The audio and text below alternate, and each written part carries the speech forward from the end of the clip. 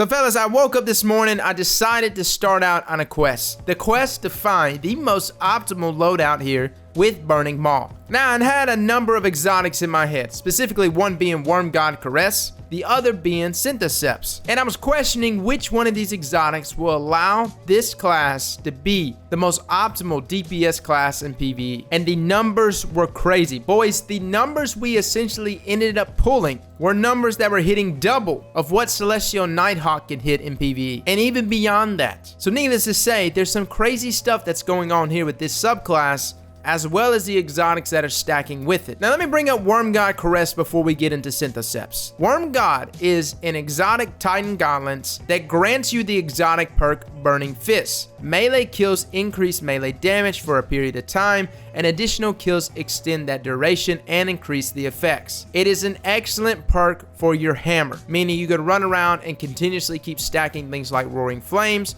which is the perk there on the Sunbreaker class, with Burning Fist, and do some massive amounts of damage. But the problem, which was the biggest letdown in all of this, the exotic perk Burning Fist immediately goes away when you pop your super. Can you believe that? Now, despite that being a huge letdown, I then ventured to the next best exotic, which is actually probably better than Worm God Caress, even if Worm God could have stacked, and that is Synthoceps. Now, Synthoceps, guys, grants you the exotic perk Biotic Enhancement. You get that increased melee lunge range, but you also get improved melee and super damage when you're surrounded. And I don't know about you guys, we're pretty much always surrounded in PvE. Now, before we get into numbers, let me talk about Burning Maul real quick. You've got two different attacks in your super. You've got Overhead Smash, also known as Detroit Smash, and you've got your Melee Tornado ability. Now, when stacking the two up, because that's the question, which one of these super abilities is the one you should be utilizing when you pop your super? Overhead Smash all the way here, guys. It does way more damage, lasts much longer than the melee ability, and it applies burn. I mainly just treat the melee ability as a means to just close the gap quickly, to just then do an Overhead Smash. Now, there's also a perk here on this subclass, Roaring Flames. Kills with your solar abilities increase those abilities' damage, and it stacks up to 3 times. This is for everything, guys. This is for your supers, your grenades, and your actual throwing hammer. Which takes us to our next thing. Your throwing hammer will be one of the best methods for activating 3 stacks of Roaring Flames. Throw a grenade down, get a stack or 2, then throw your hammer to get that next stack. Then it's time to go to Pound Town with whatever enemy you're about to hit. Which takes us to the damage values. First up, without Roaring Flames, the super by itself, your melee ability hits 433 per hit, your burn ability hits 120 per burn, your overhead smash hits 2,992 and 1,330. Now, I know I give 2 different numbers there, but literally when you smash, those are the 2 values that pop up. We'll elaborate more on that. Now, considering that overhead smash is by far the better DPS choice when you're in your super, I tested to see how many overhead smashes you can actually get. The most I could get was around 8. I did almost feel like I could get 9, but for the sake of being conservative here, we're just gonna say 8, which gives us a total damage. If I was just to do an overhead smash without accounting for the burn, because again, as you're doing that overhead smash, burn is also applying, but considering how many burn values are actually popping up, to account for all of those would be very difficult. So being conservative here, just going off the overhead smash numbers, you can expect to get at least 34,576 damage here. Now, for the purpose of being a benchmark, I will say that Celestial Nighthawk grants you, with Bottom Tree Gunslinger, a total damage of 51,834. Again, all of our values here are being pulled from Greg here. He will be our test dummy for all of these values today. Let's talk about Roaring Flames times 1. Your super melee ability hits 519 per hit, the burn hits 144 per burn, and the overhead smash hits 3,591 plus 1,596. A pretty good little bump there, to arrive at a total damage there of 41,496.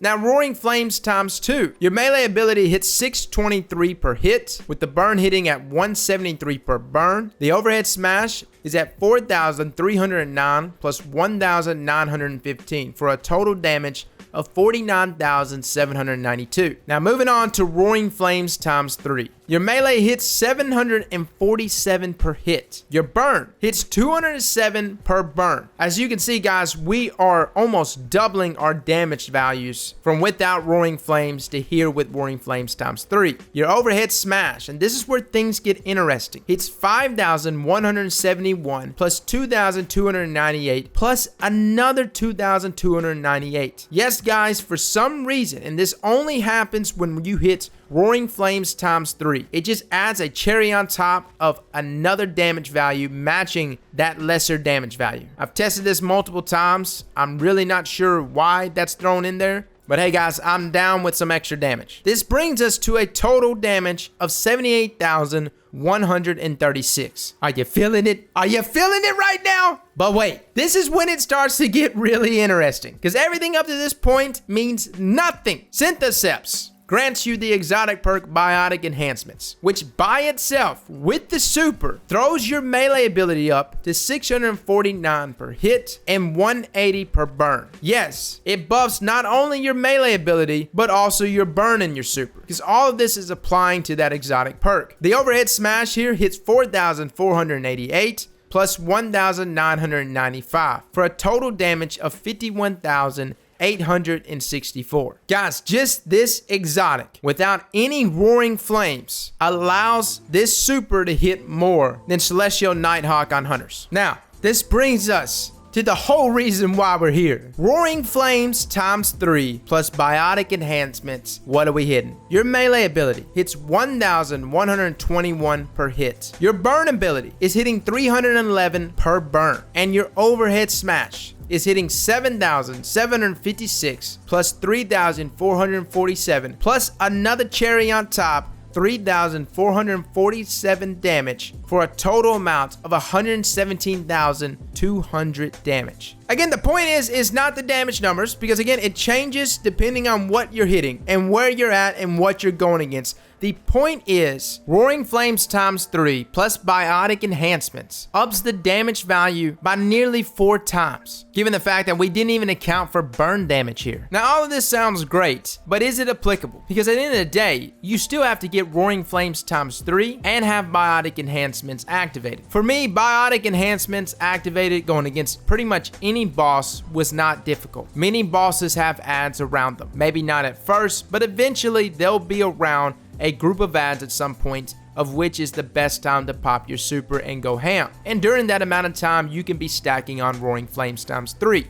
Now, Roaring Flames times 3 lasts for 15 seconds, and you can instantly refresh it by getting another solar ability kill. Just get a hammer kill, and you've got a refresh there for Roaring Flames. So guys, my conclusion is that Synthoceps is a must-have exotic with the Code of the Devastator. So boys, try it out for yourself. There is a little bit of a learning curve to it, making sure you're going to get the Roaring Flames times 3, simultaneously matching that with Biotic Enhancements. It's not something I've perfected, but being a solo player a lot, especially in things like Gambit, and you're needing to clutch up and not rely on teammates, this is a great combination of both exotic and super that allows me to do some devastating amounts of damage. So try it out for yourself, guys. Now, this is not going to be my final review for Synthoceps. Just like Dune Marchers, we did a review last week with Dune Marchers and how it affects all of our different subclasses. The same thing this week, guys. I'm going to break down Synthoceps and how it's working with pretty much all our various different subclasses. Things like Code of the Missile, the new Sentinel class, as well as here with hammers and PvP. So guys, be looking out for that. Fellas, thank you all for coming and watching, and as always, slap that like button like your mama told you right.